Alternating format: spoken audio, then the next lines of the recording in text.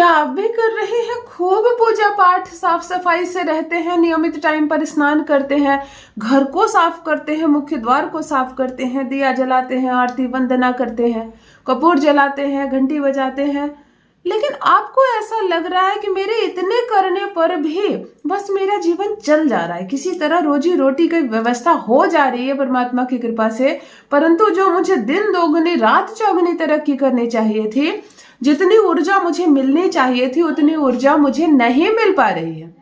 कहीं कोई समस्या तो नहीं, कहीं कुछ गलती तो नहीं कर रहे हैं?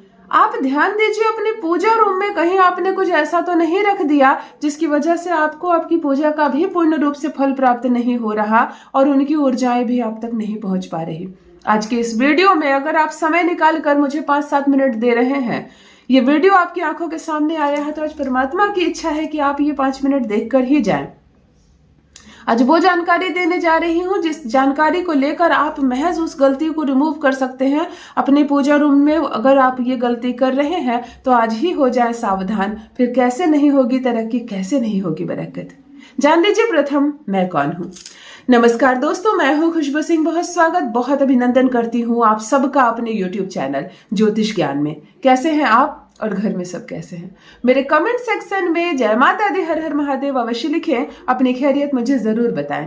पढ़ती हूँ हाथ की रेखाएं, पढ़ती हूँ जन्म कुंडली, और आप कुछ ना कहें तो आपका चेहरा भी पढ़ लेती हूँ। करम है, कृपा है, ऊपर वाले की प्रेम है। आप सबका जुड़िए ज्योतिष ज्ञान चैनल से। जो भी नए भाई बहन चैनल पर पहली बार आए हो, मेरे वीडियो को पहली बार देख रहे हो, मुझसे प्रथम बार मिल रहे हो, चैनल से जुड़िए, सब्सक्राइब कीजिए, मेरे परिवार का हिस्सा बनिए।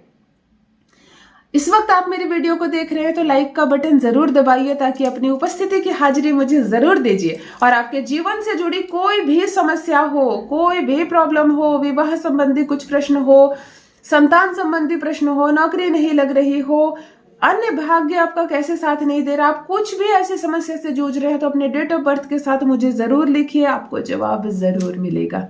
चलिए वीडियो प्रारंभ करते हैं। वो क्या ऐसी चीज है जिसे हमें अपने पूजा रूम में रखनी चाहिए, जिससे कि दिन दोगुनी रात चौगुनी माता लक्ष्मी का वास हो, हमारी सारी कामनाएं पूरी हो, हमारे घर में सुख शांति समृद्धि बना रहे, संतान अच्छी हो, अच्छी लड़की ब्याह कर हमारे घर में आए, सब कुछ अच्छा हो। और किस चीज से बचे, क्या ना रखे गलती से जिससे कि हमारे सारे कर्म पर पानी फिर जाए।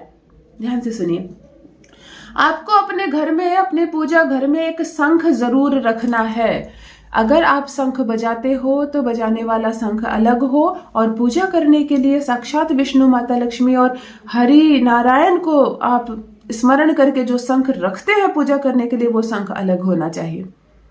अगर बजाने वाला जल शंख रखते हैं आप अपने घर में, तो आप अपने पूजा रूम की दक्षिण की ओर, यानी कि अपने दाहिने हाथ की ओर अपना उस शंख को रखें, लेकिन जल भर कर रखें।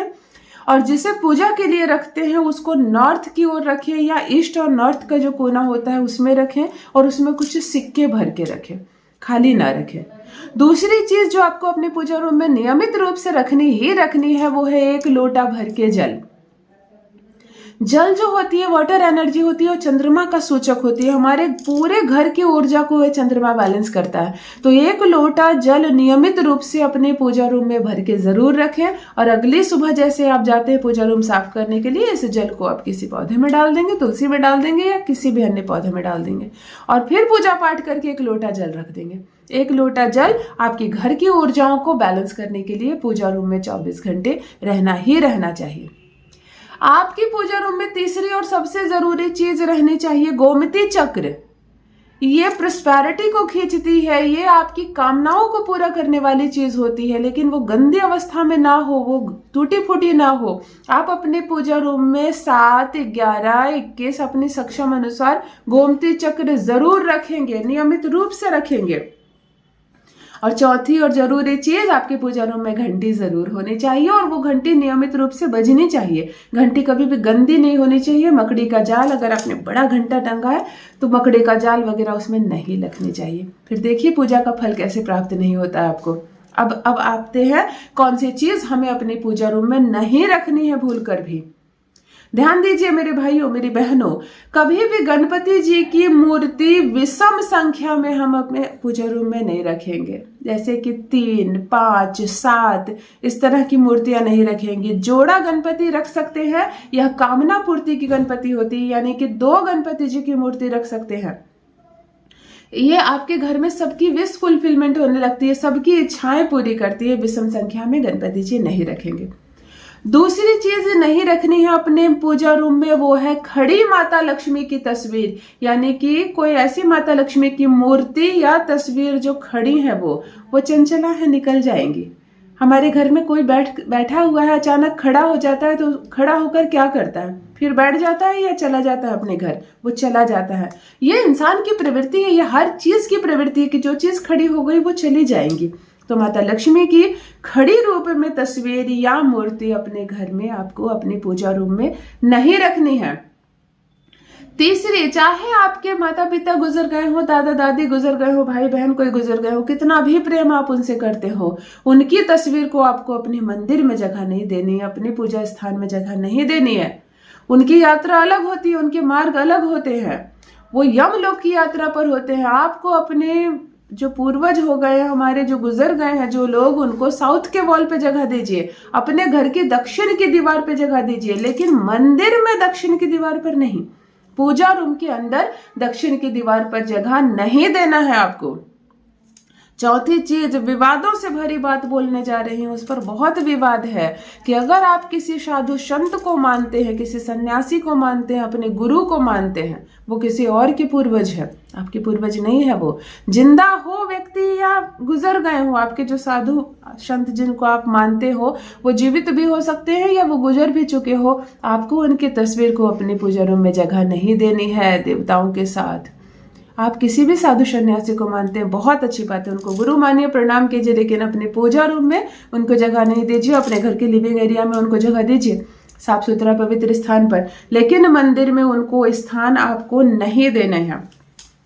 चौथी और सबसे जरूरी चीज, आपको शनि देव और भैरवनाथ की किसी भी मूर्ति या तस्वीर को अपने पूजा रूम में आपको नहीं लगानी है।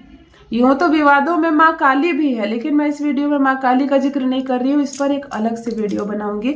आपको भैरव देव और शनि देव की मूर्ति या तस्वीर अपने मंदिर में नहीं रखना है। इनकी पूजा अलग होती है, बिल्कुल विधि विधान, इनकी दिशा अलग होती है। इनको आप लक्ष्मी जी, गणपति जी, शंकर जी के साथ नहीं रखनी है। चौथी चीज, जो भी फोटो या तस्वीर आप रखते हैं, मूर्ति रखते हैं, उसकी कंडीशन अच्छी हो।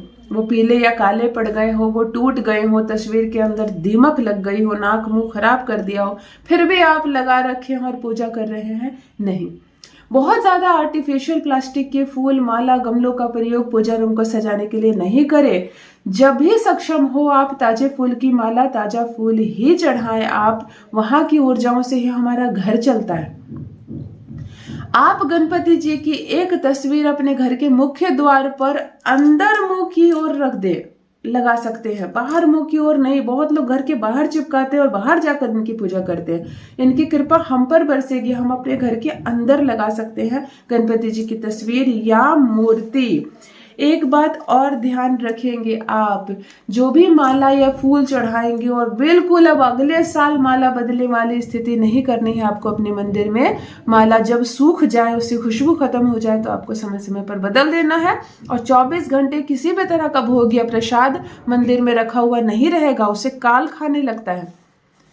जो भी भोग या प्रसाद चढ़ाएं, दिया शांत होने के बाद भोग प्रसाद उठा लें, अपने परिवार के सदस्यों के बीच बांट दें। महज इस छोटी सी प्रक्रिया करके आप अपने मंदिर से उस ऊर्जा को प्राप्त कर सकते हैं जो आपके जीवन को बदल दे। कोई गलती आपसे तो नहीं हो रही, आप मुझे कमेंट सेक्शन में जरूर लिखिए। फिर भी कोई परेशानी है तो अपनी परेशानी, अपनी समस्या साफ साफ स्पष्ट लिखें, आपको आपका जवाब जरूर मिलेगा। अपना अनुभव मेरे साथ भी अवश्य साझा करें। बहुत बहुत धन्यवाद।